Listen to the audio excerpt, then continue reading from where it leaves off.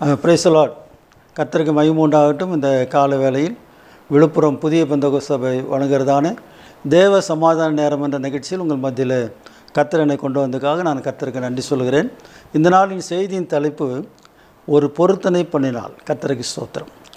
1 Samuel புஸ்தகத்தில் 1 அதிகாரம் 1 வசனத்தில் எப்பிராயிம் மலை தேசத்தில் இருக்கிற சோப்பியம் எனப்பட்ட ராமதாயும் ஊரானாகிய ஒரு மனுஷன் இருந்தான்.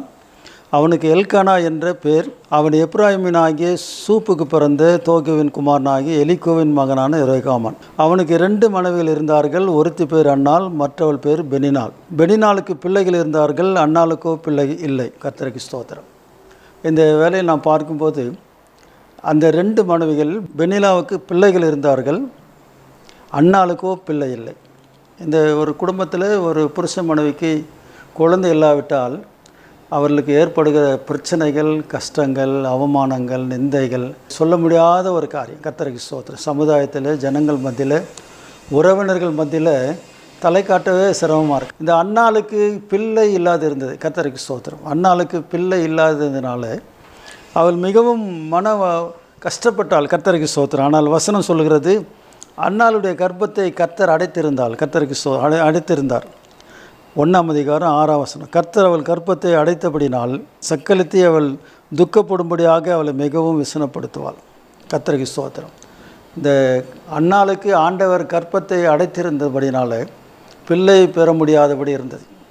இந்த நிலைமை மாறும்படியாக அன்னாள் அநேக நேரங்களில் பிரயாசப்பட்டிருப்பார், வேதனைப்பட்டால்.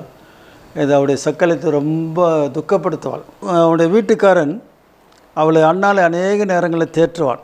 ஆனால் என்ன தேற்றினாலும் ஆறுதல் படுத்தினாலும் அது ஒரு சாபம் மாதிரி இருந்தது. கர்த்தருக்கு ஸ்தோத்திரம். இதோ பிள்ளைகள் கர்த்தரால் வரும் சுதந்திரம், கர்ப்பத்தின் கனி அவரால் கிடைக்கும் பலன். ஆகவே இந்த வசனத்தில் கர்த்தர் அன்னாளுடைய கர்ப்பத்தை அடைத்திருந்தாள். இந்த அன்னாள் ஒரு நல்ல தீர்மானம் செய்தாள்.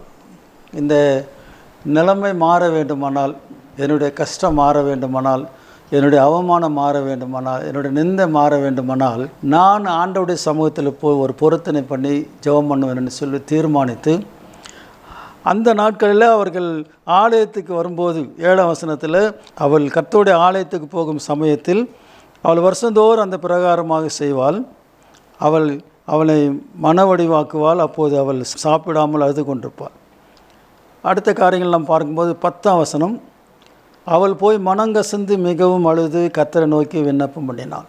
இந்த நிலைமை மாற வேண்டுமானால், இந்த குடும்பத்தில் இருக்கிற அந்த சாபம் மாற வேண்டுமானால், அன்னாள் செய்ததை நீங்களும் செய்யும்படி நான் உங்களுக்கு ஆலோசனை சொல்லுகிறேன். கர்த்தருக்கு ஸ்தோத்திரம்.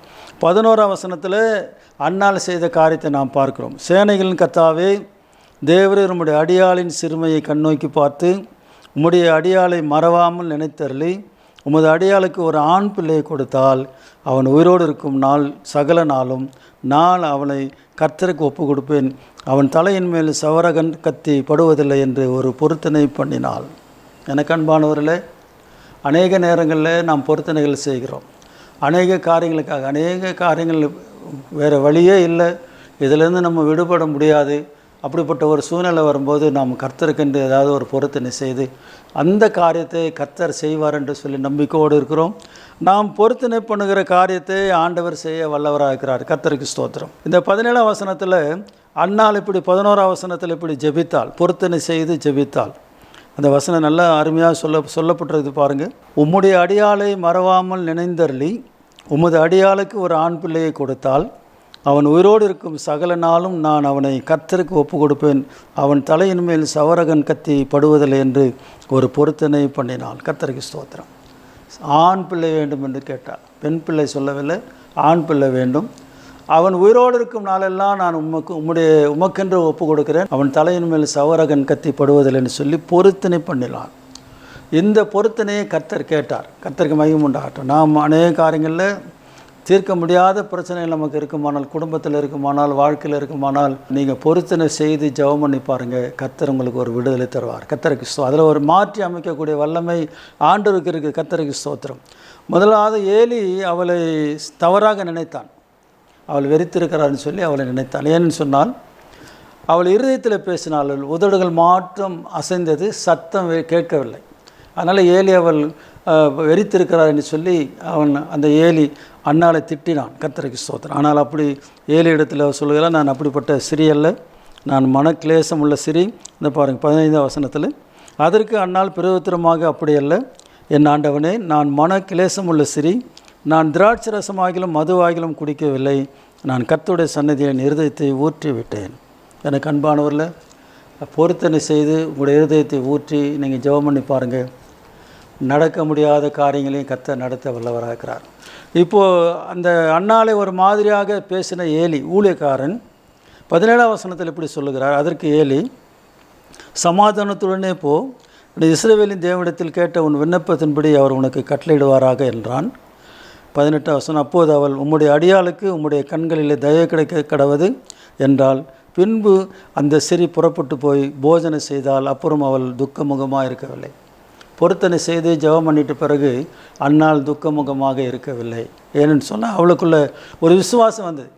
கர்த்தனுடைய பொருத்தனை கேட்டு நான் கேட்ட விண்ணப்பத்தின்படியே எனக்கு கட்டளையிடுவார், ஆகவே நான் இனி கவலைப்பட வேண்டியதில்லை சொல்லி அவள் அதுக்கப்புறமாக அவள் துக்கமுகமாக இருக்கவில்லை. வசனம் அப்படி தான் சொல்கிறது. அப்புறம் அவள் துக்கமுகமாக இருக்கவில்லை. 19ஆம் வசனம், அவர்கள் அதிகாலையில் எழுந்து கர்த்தரை பணிந்து கொண்டு ராமாவில் இருக்கிற தங்கள் வீட்டுக்கு திரும்பி போனார்கள். எல்கானா தன் மனைவியாக அன்னாளை அறிந்தான், கர்த்தர் அவளை நினைந்தள்ளினார். 20ஆம் வசனம், சில நாள் சென்ற பின்பு அன்னாள் கர்ப்பவதியாகி ஒரு குமாரனை பெற்று கர்த்தரிடத்தில் அவனை கேட்டேன் என்று சொல்லி அவனுக்கு சாமுவேல் என்று பெயரிட்டார். எனக்கு அன்பானவர்களே, பொருத்தனை செய்து ஜெபம் பண்ணினால், அதுவும் ஆண் பிள்ளை வேண்டும் என்று சொல்லி ஜெபம் பண்ணினால் கர்த்தர் அவருடைய விண்ணப்பத்தை அங்கீகாரம் பண்ணினார். கர்த்தர் கேட்டார், பொருத்தனை கேட்டார். அன்னாளுக்கு கர்த்தர் கர்ப்பத்தின் கனியை ஏற்படுத்தி கொடுத்தார். குழந்தை பிறந்தது. அந்த குழந்தைக்கு நல்ல பேர் வைக்கிறார் பாருங்க, சாமுவேல் என்று பெயர் விட்டார். இந்த சாமுவேல் தான் தேவனுடைய ஆலயத்தில், கர்த்தருடைய ஆலயத்தில் வளர்ந்து பெரிய தீர்க்கதரிசியாக மாறினான். இந்த அன்னாள் பொருத்தனை செய்ததுபடி அந்த குழந்தையை கொண்டு வந்து தேவனுடைய ஆலயத்தில், கர்த்தருடைய ஆலயத்தில் கொண்டு வந்து விட்டாள். அதுதான் முக்கியமான காரியம். இன்றைக்கு நாம் அநேக நேரங்களில், அவசரங்களில், கஷ்டங்களில், உபத்திரவத்தில், இந்த பிரச்சனையிலேருந்து நம்மால் விடுபட முடியாதுன்னு சொல்லி நினைக்கிற நேரங்களில் நம்ம ஏதாவது ஒரு காரியத்தை பொருத்தனை செய்வோம். ஆனால் அது நடந்த பிறகு அதை நாம் மறந்துடுவோம். கர்த்தருக்கு ஸ்தோத்திரம். இது வரைக்கும் நீங்கள் பொருத்தனை பண்ண பொருத்தனைகளில் பாக்கி பொருத்தனை ஏதாவது இருந்தால் ஞாபகப்படுத்தி கர்த்தர் அது உங்களுக்கு உணர்த்துவாரான அதை நினைத்து அந்த பொருத்தனை நிறைவேற்றுங்க. கர்த்தருக்கு ஸ்தோத்திரம். அதுதான் முக்கியமான ஒரு காரியம். கர்த்தருக்கு ஸ்தோத்திரம். இந்த வசனத்தை நான் படிக்கிறேன். 25ஆம் வசனம், அவர்கள் ஒரு காளையை பலியிட்டு பிள்ளையும் ஏனிடத்தில் கொண்டு வந்து விட்டார்கள். அப்போது அவள், என் ஆண்டவனே, இங்கே உம்மண்டையில் நின்று கர்த்தரை நோக்கி விண்ணப்பம் பண்ணின சிறி நான் தான் என்று என் ஆண்டவனாகிய உம்முடைய ஜீவனை கொண்டு சொல்கிறேன். இந்த பிள்ளைக்காக விண்ணப்பம் பண்ணினேன். நான் கர்த்தரிடத்தில் கேட்ட என் விண்ணப்பத்தின்படி எனக்கு கட்டளையிட்டார். ஆகையால் அவன் கர்த்தருக்கு என்று கேட்டபடினால் அவன் உயிரோடு இருக்கும் சகல நாளும் அவனை கர்த்தருக்கே ஒப்புக் கொடுக்கிறேன் என்றால் அவன் அங்கே கர்த்தரை பணிந்து கொண்டான். கர்த்தருக்கு ஸ்தோத்திரம். எனக்கு அன்பானவர்களே, பொருத்தனை செய்து கேட்டால் கர்த்தர் அந்த பொருத்தனை கேட்டார். கர்த்தருக்கு ஸ்தோத்திரம். இவள் கேட்ட, ஆண்டவரே எனக்கு ஒரு ஆண் பிள்ளை கொடுப்பீரானால் நான் அவனை உமக்கென்று ஒப்பு கொடுக்கிறேன், அவன் தலையின் மேல் சவரகன் கத்திப்படுவதில்லை என்று இவள் கேட்டால், இவள் கேட்ட அந்த விண்ணப்பத்தை கர்த்தர் கேட்டார். கர்த்தருக்கு ஸ்தோத்திரம். எனக்கு அன்பானதில்லை, நாம் அநேக நேரங்களில் நாம் கேட்குறோம், ஆனால் கர்த்தர் அதை கேட்க மாட்டேன்றார். நாம் கேட்குறதெல்லாம் நமக்கு கிடைத்திருக்குமானால் நம்ம எவ்வளோ ஆசீர்வாதமாக இருந்திருப்போம். நாம் நிறைய கேட்குறோம், ஆனால் சில காரியங்கள் ஆண்டவருடைய சமூகத்தில் போய் எட்டாமல் இருக்கிறதுனால இன்னும் நம்ம இருக்கிற முறையிலே இருக்கிறோம். கர்த்தருக்கு ஸ்தோத்திரம். ஒரு காரியத்தை நான் ஞாபகப்படுத்தும்படி விரும்புகிறேன். இந்த பொருத்தனை செய்து அதை நிறைவேற்றாதவர்கள், நீங்கள் இந்த செய்தியை பார்த்து கொண்டிருப்பீர்களானால் நீங்கள் யோசனை பண்ணுங்கள், கர்த்தருக்கு என்னென்ன பொருத்தனை பண்ணீங்க அதெல்லாம் நிறைவேற்றணும், மறக்கக்கூடாது. வாய் திறந்து செய்த பொருத்தனையை கர்த்தருடைய சமூகத்தில் நிறைவேற்ற வேண்டும். ஒருத்தர் ஞாபகப்படுத்த விரும்புகிறேன். கர்த்தருக்கு நியாயாதிபதி புஸ்தகத்தில் ஒருத்தர் இருக்கார், எப்தா. அந்த எப்தா தன்னுடைய எதிராளிகளிடத்தில் சண்டைக்கு போகும்போது அவன் ஒரு பொருத்தனை செய்து ஜெபம் பண்ணுகிறான். ஆண்டவரே, நீர் என்னுடைய சத்துருக்களை மேற்கொள்ளும்படி எனக்கு உதவி செய்வீரானால் நான் போகும்போது என் வீட்டின் வாசல் அருகில் எனக்கு முன்பாக எது வந்தாலும் அதை உமக்கு தகன பலியாக ஒப்புக் கொடுக்குறேன்னு சொல்லி பொருத்தனை பண்ணினான், தீர்மானித்தான். கர்த்தர் அவனுக்கு ஜெயம் கொடுத்தார். அவன் வீட்டுக்கு வருகிறான். அவன் வரும்போது அவனுடைய ஒரே மகள் அவள் நடனம் ஆடிக்கொண்டு, தம்புரு வாசி நடனம் ஆடிக்கொண்டிருக்கிறாள்.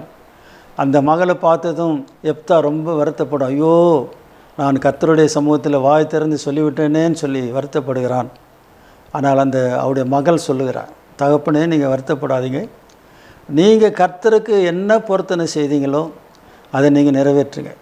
அப்படி சொல்லும்போது என்னுடைய அந்த துக்கம் மாறதுக்காக நான் 40 நாள் போய் என்னுடைய தோழிகளோடு கூட மலையில் போய் நான் இருந்து வருகிறேன்னு சொல்லி அவன் கேட்டு போய் திரும்ப வந்தபோது எப்தா அவளை தகன பலியாக ஒப்பு கொடுத்தார் என்று நியாயாதிபதி புஸ்தகத்தில் சொல்லப்பட்டோம்.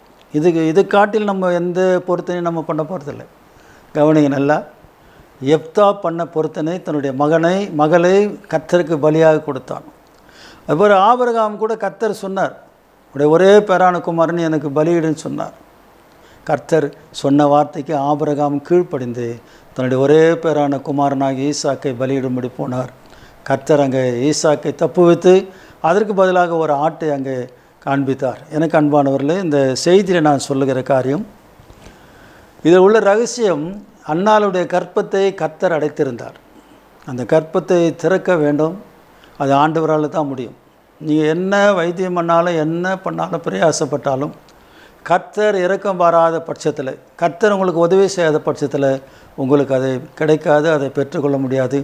ஆகவே தான் அன்னாள் கர்த்தருடைய சமூகத்தில் போய் பொருத்தனை செய்து ஜெபம் பண்ணினால் கர்த்தர் ஜெபத்தை கேட்டு ஒரு சாமுவேலை கொடுத்தார். எனவே இந்த குடும்பங்களில் இருக்கிற இந்த சாபங்கள் மாற கர்த்தர் உதவி செய்வாராக. கர்த்தருக்கு ஸ்தோத்திரம். வசனம் சொல்கிறது, இதோ பிள்ளைகள் கர்த்தரால் வரும் சுதந்திரம், கர்ப்பத்தின் கனி அவரால் கிடைக்கும் பலன். ஆகவே அந்த பலனை, சுதந்திரத்தை ஆண்டவர் கட்டளிடுவாராக. நாம் ஜெபம் பண்ணோம். ஆண்டவரே, இந்த நாள் செய்திக்காக நன்றி செலுத்துகிறோம். அன்னாள் ஜெபித்த போது, பொருத்தனை செய்து ஜெபித்த போது அன்னாளுடைய ஜெபத்தை கேட்டு அடைக்கப்பட்டிருந்த கர்ப்பத்தை நீ திறந்தீர், அதற்காக ஸ்தோத்திரம்.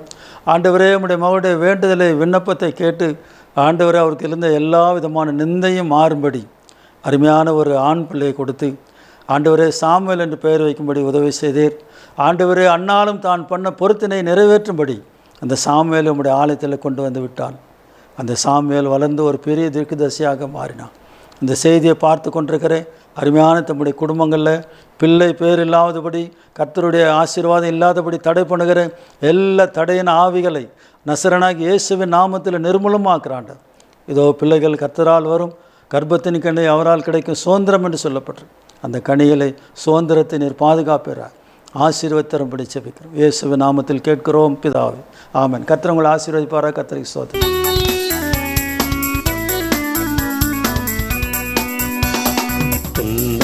அலைகள் சூழ்ந்திடினும், கோர புயல் வரினும், தாங்கிய சேப்பாரக்கரையில் தற்பர நேசு நம்மை.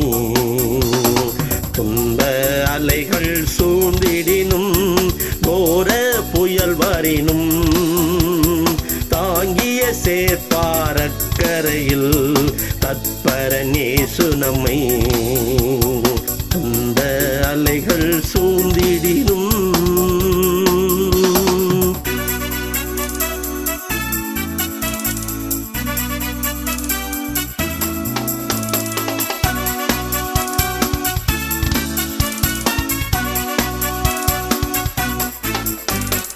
உன் கண்ணீர் என்ன மாறாததா, உன் துன்பம் என்ன தீராததா.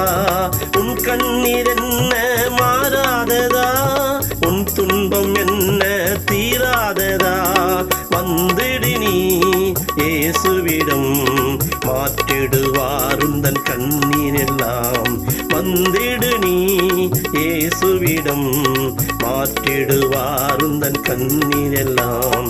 துன்ப அலைகள் சூழ்ந்திடினும், கோர புயல் வரினும், தாங்கிய சேர்ப்பாரக்கரையில் தற்பர நேசு நம்மை. துன்ப அலைகள் சூழ்ந்திடினும்,